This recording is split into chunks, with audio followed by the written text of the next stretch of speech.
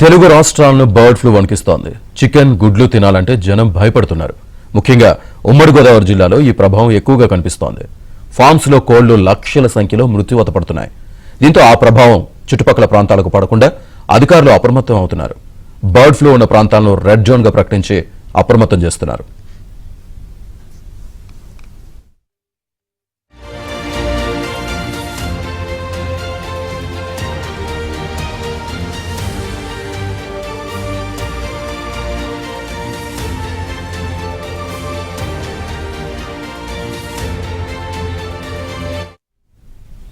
ఇటు తెలంగాణలో సైతం బర్డ్ ఫ్లూ ప్రభావం పెరగకుండా పశుసంవర్ధక శాఖ అధికారులు అలర్ట్ అయ్యారు.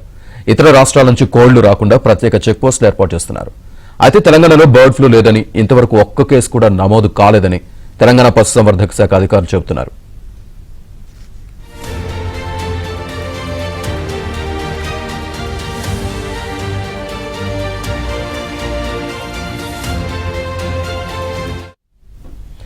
ఏపీలోని ఉమ్మడి గోదావరి జిల్లాలతో పాటు దీని ప్రభావం ఎక్కువగా కనిపిస్తూ ఉండగా తాజాగా కర్నూలులో బర్డ్ ఫ్లూ బయటపడడం కలకలం రేపుతోంది. ఎన్ఆర్పేటలో బాతులు మృత్యువాత పడ్డాయి. దీంతో ఈ ప్రాంతాన్ని రెడ్ జోన్ గా ప్రకటించారు అధికారులు.